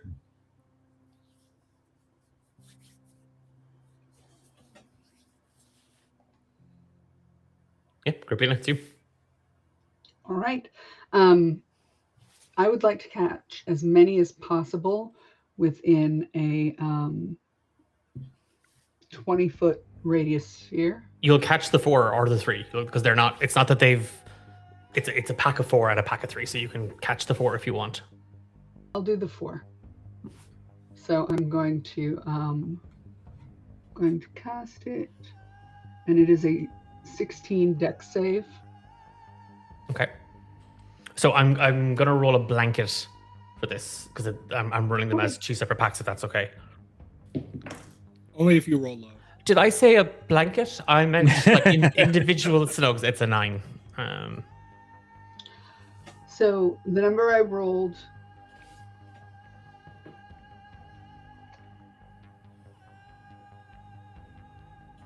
$24 24 damage. each. Yep. Nice. Crap. Oh no, my tablet's broken. I can't write down the damage. Oh no, my big scary monster's not as big and scary anymore. Okay, and that was on the pack of 4. It is that thing, Dax, that as you are, like, as your senses are coming back to you, you just see Grablina light up. Like she's, like, there's just her face. It's red, hot, and yellow, and there is just this heat that wafts off her, and it's an uncomfortable heat. It's not just raw fire. It is the damp of a swamp. It is humidity. It is this churning ball of flame that seems to drip from her hands as she spits the magic at the mirewolves. It strikes and explodes, engulfing 4, they are knocked to the side, and as quickly as they are blasted by fireball, they're up and they run. They continue their run to the tree line. Bonus actions, Scriblina.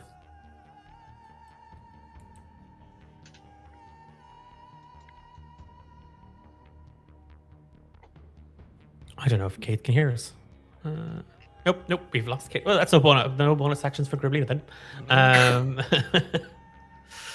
Might be having some audio difficulties. We'll come back to Griblina's bonus action. Okay. I feel bad because it's the wolves next.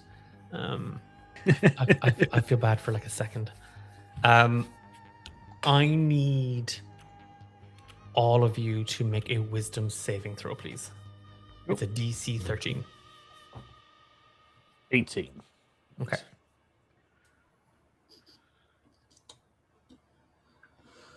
I got a 10. Can I use my inspiration to reroll it? Did you use your inspiration back at No, the cave? no, I didn't. I didn't. Oh, use you had it. advantage. Okay. I had advantage. Yeah. Okay. Yeah, you can.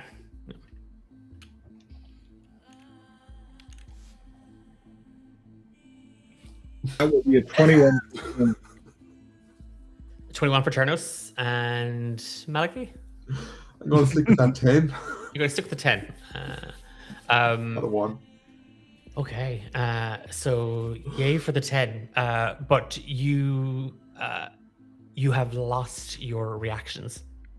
You can attempt the saving throw at the end of the Mirewolf's next turn, but one of the wolves comes to a stop and it lets out a warbled howl that cuts through the air. And Chernos and Maliki, this isn't even the same howl as the one you'd heard before. This is a different sound.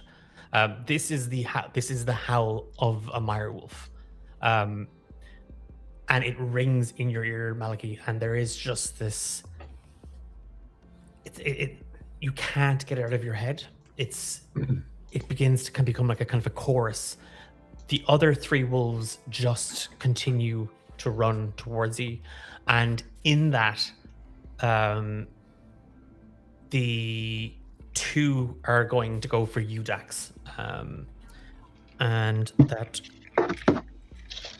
they can make 2 attacks. So that is a 21 to hit on the. Yeah. Beats it. Okay. How close is my steel defender to Dax?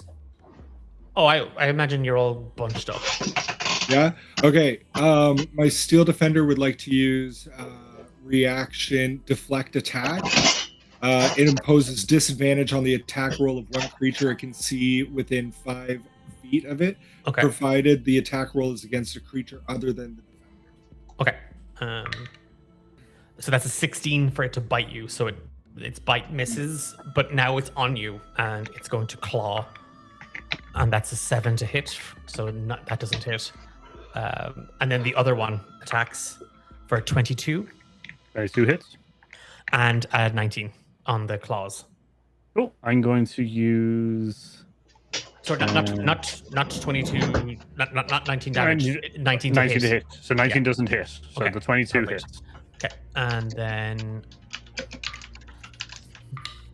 so that's 13 piercing damage and 3 necrotic damage. Okay. I will use Stone Endurance as a reaction to reduce it by 1d12 plus 2. So I reduced it by 9. Okay, and you can split that up between the necrotic and the. But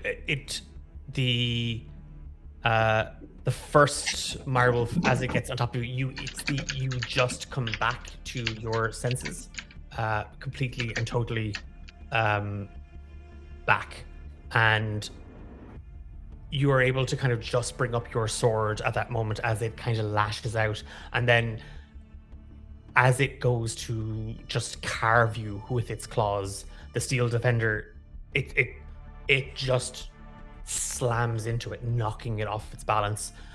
The other one is on top of you and it goes to bury its claws in, but the steel defender is still kind of in the way, so it misses, and then it just snaps out with its teeth, and it catches you on the edge of your wrist, Not enough to grab and hold, but enough to sink and cut and gnash.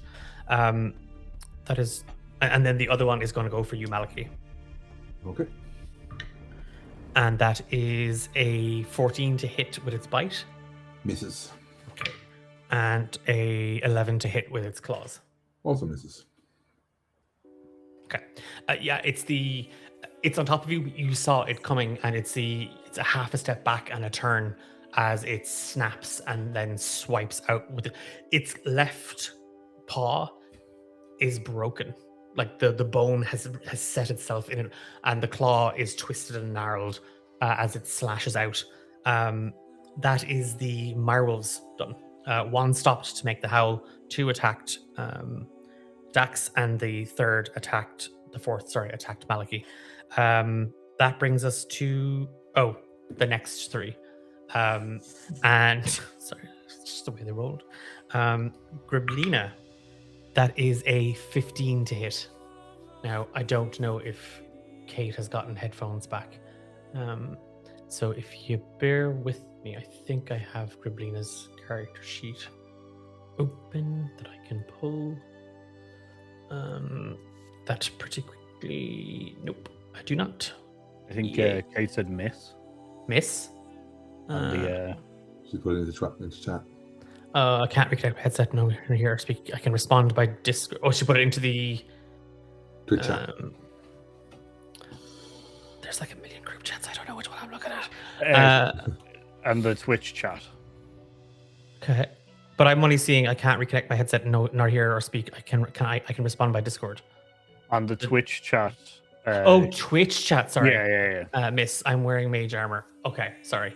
Okay, so that was its bite, and then a 10 to hit with its claws, so it misses. And then Chernos. Fuck, that's a nat 1. It's the Steel Defender. Again, it just lunges out, and the Mirewolf didn't see it. It didn't sense it. And the Steel Defender, as it kind of like lunged to protect Dax, in that same moment, its body just turns half a spin, and it is a wall of metal in front of you as the Mirewolf crashes into it. You have a free action on it right now, as Chernos. You have a free immediate one action. Hell yeah.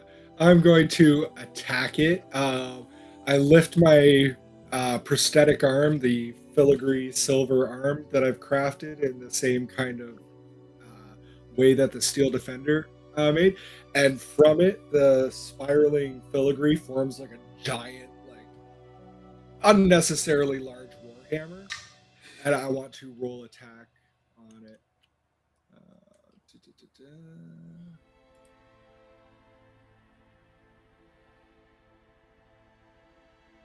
And because it's such a cool, sick thing, that's going to be a 12 to hit, which totally works, right? It does not. But your hammer hits against it like it does. It forms, and you feel it, but it cracks into stone. Like the where you strike, its body has bits of stone in place. And the hammer actually rings and vibrates with that sound. And in that moment, as it had kind of gone to bite you, it uses its claw to take a swipe. Why am I rolling so badly? That is a 7. Yeah, nope. Okay. And the third one is going to go for Dax again. Oh my god! Okay, I need to get other dice. That's a nat 1. At least I'm not the only one rolling poorly today. Okay, I'm just gonna.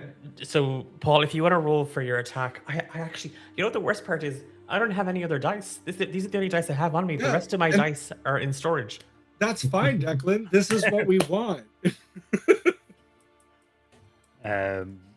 Is this a retaliatory, or is it my attack? Is it my turn? No, it's just a free attack. Yeah. Cool. I got 19. Yeah, that hits. And I did 8 damage. Okay. Again, it's it's on you. Like this thing had tried to come around to flank and grab. You have fought many werewolves. Knowing that this is its tactic, you swing with your sword, and it's enough to not only catch it and like it actually you cut and you break several of its teeth, and you send it sort of flying. It is your action, Sweet. and it's your full turn. So that Yeah. Grant, I'm gonna attack the one that's on me, the one that bit me. Okay. I got a 26. I got 19. Yep, that hits. 26. So. This is starting to feel unfair. And I got 9 damage. Okay. Second attack. And I got 25. That hits. And I got 6 damage. Ooh, I don't know if I should go for an action surge. Really destroy this one. This is one of the fresh ones. It's not one of the ones that got burnt, right? This is one of the ones that got burnt. Okay, Grant. Okay, no, I won't do an action surge then. Grant, I will mark the one that I've hit as well. So, unwavering mark, it means that if it attacks someone else, it'll get a disadvantage, and also I will automatically get a special attack on it. Okay. With this, it is just having sent one flying. Your attention turns to the two that are in front of you, and you see that both are singed, both are burned. They ignore that, and they have set themselves upon you.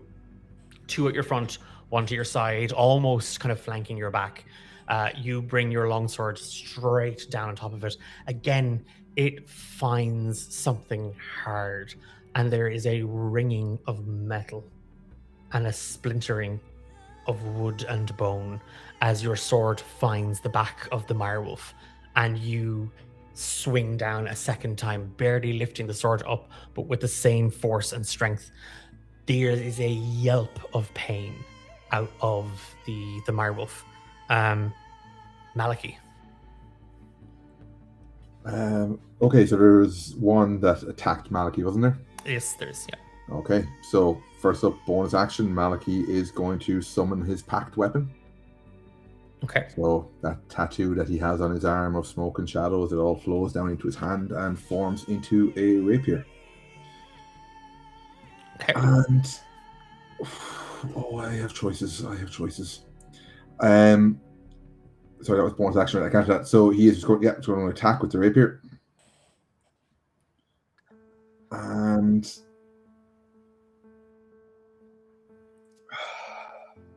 that one. So the rules work the same way. Yep. I should have done the other thing. And that's an 18. That hits. Okay. That isn't the mark. That isn't the one that I marked. No. And then take 6 piercing damage and 3 necrotic damage, Malachi. Okay. As you lunge forward at the direwolf in front of you, it's there, and then it, in the same sort of cloud of smoke around you as this rapier forms, the direwolf drifts, and its teeth and its jaw lock on your arm, and it rips a chunk from you as its teeth sinks in. Right. Yeah, and then I had failed the save against the howl. Do I? On its turn. On its turn. That's fine. Thank you. Yep. No, that's me. That's your and Chernos. Alrighty, so I would like to use a bonus action to command my Steel Defender to take a force-empowered rend against the wolf that's attacking Malachi, which is anytime, buddy. Spell attack modifier to hit, which is +7. So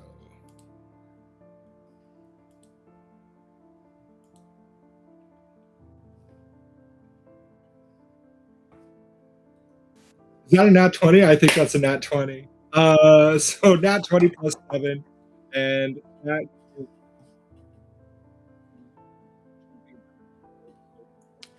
So was it dealing damage? yes. So nat 20, and then one target you can see is 1d8 plus my proficiency bonus, which is +3. So the way I work, because D&D Beyond sucks, and I hate their way of critical roll, where it's like you roll and then it gets doubled. Sucks if you roll a 2. So you automatically do. So it was 1d8 +3. Correct. So you've automatically done 11 damage. So that Oh. you max damage on that, and then you roll damage at the same time. So you can now Which would roll be your damage as well. 6. Okay. So So 17 damage on the one that was attacking Maliki. Okay. Correct. Yeah. Describe to me what the Seal Defender does. I think it because I think it was facing Dax, kind of keeping an eye on Dax getting attacked by a few different wolves. But as soon as it hears the wolves' teeth sinking into Malachi's flesh, or I guess I have like a psychic connection with this thing, so I say on it in my mind, and it whips around, and then it goes for the direwolf's throat. When the Steel Defender turns, and it knows exactly which one, because it senses, it understands your command, Chernos. It for anybody that if you're focused, if you see it, and I think Maliki, you would, because it's on you, and like the Steel Defender turns. This contraption of metal, shaped delicately into the form of a wolf.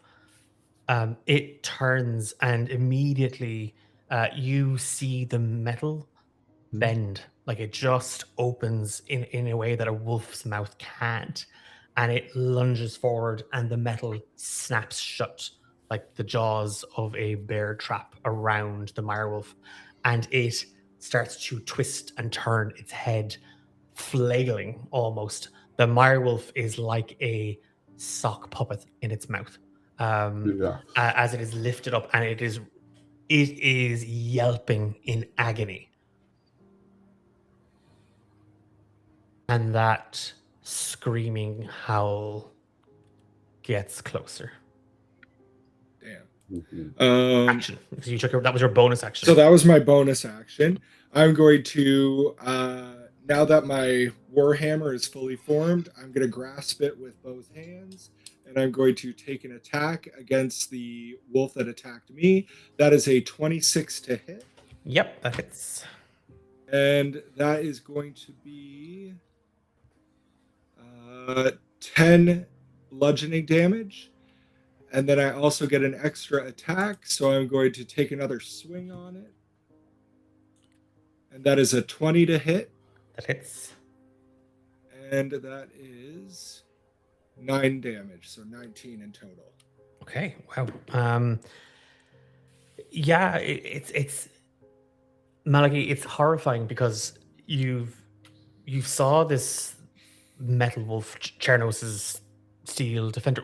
Does it have a name, David? No. It doesn't. No. So it is just wolf or Steel Defender. Beast. Okay. Yeah. You see this contraption just mangle the direwolf, but it's your eyes lock on Chernos, because his arm, the metal twists and bends so similarly, and there's a moment where that realization that this thing on Chernos's arm, it's not flesh. It's like it's something else. And the hammer, he just wails on the direwolf in front of him, and there is just this splintering of stone as the butt of the hammer just smashes into the back of the direwolf, and it, just swinging his hand out, again catching it into the side of its head. Blood and bile and muck just splatter out of the creature's face as it shakes its head, and there is just this furrowed rage on it. The howl ripping through the air. The direwolves look up, and they howl in unison. Kate, have we got you back? I don't think so. Do we? No, I don't think so. Do we? I think I can hear clicking. Oh, it's their headset. They can't hear the mic. Well. Yeah. You can you can hear. You can't hear us. Okay. I think we can hear you though, Kate. Yeah, we can hear you.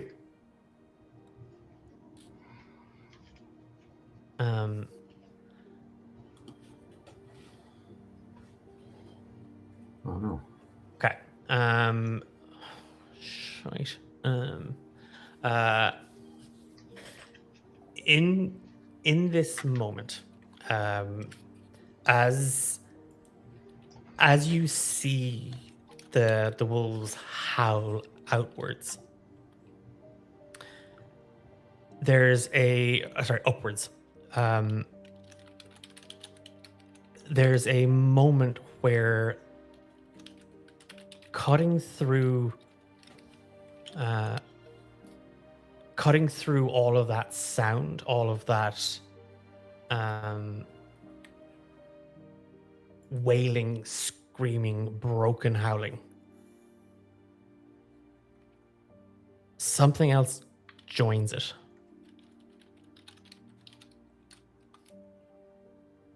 There's a wolf's howl. A real wolf's howl.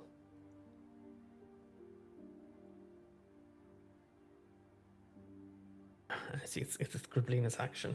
Like when you say real, like flesh and blood, pre-darkness, like something I would remember from my childhood. Distinctly different from the direwolves, because theirs is this broken, rattling, scratching, guttural howl.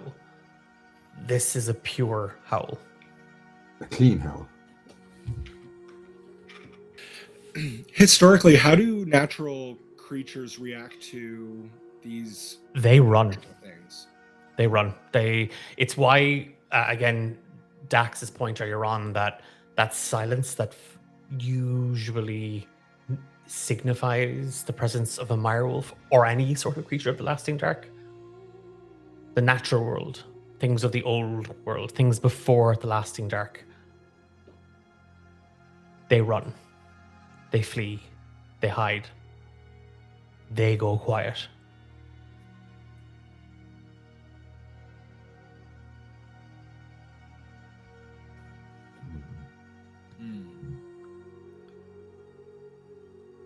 I have my rules on me, so I can't do anything. Because one, we're at the time that we're at, Right. and we've technical difficulties, and I don't want to be rolling for two characters not in it. In this moment, as the five of you brace and ready yourselves in this overwhelming din of noise just erupting out of the direwolves, and now the secondary howling sound.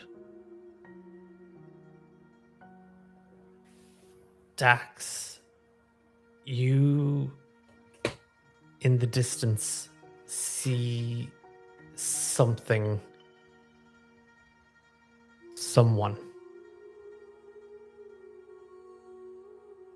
standing at the edge of the cave. And they're holding something. Their arms are bundled.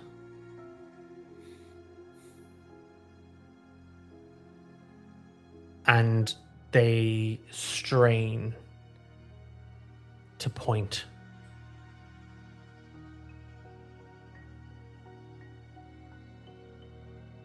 And a pack of grey wolves just erupts from the tree line behind them.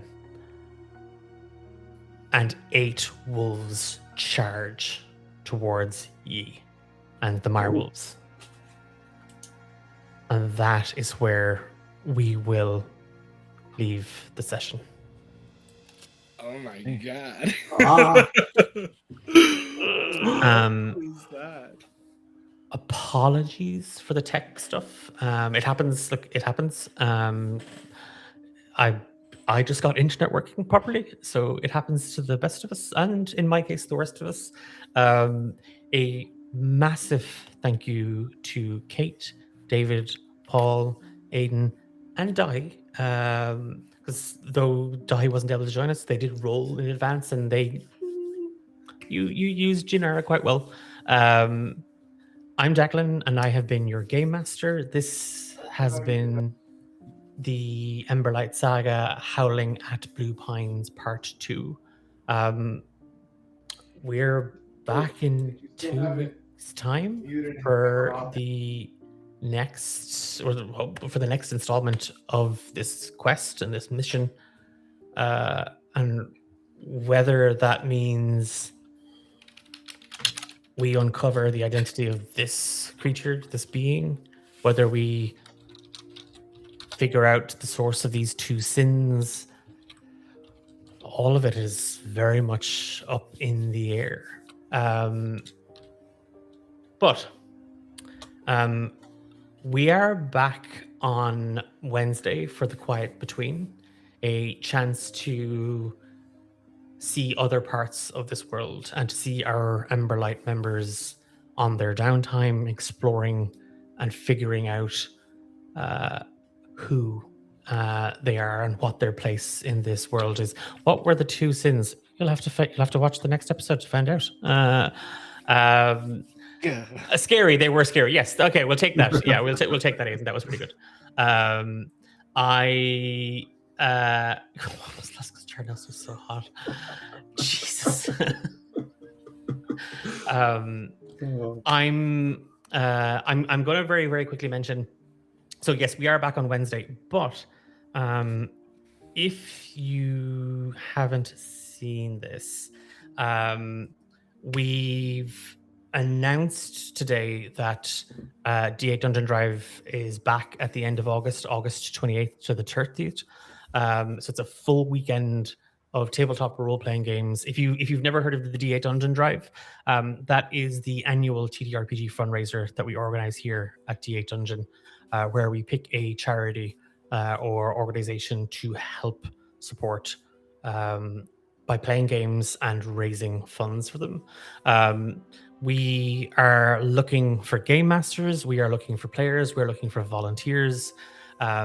If you want to help us this year, if you want to play, if you want to run a game, if you want to get involved behind the scenes, the form has gone into the chat.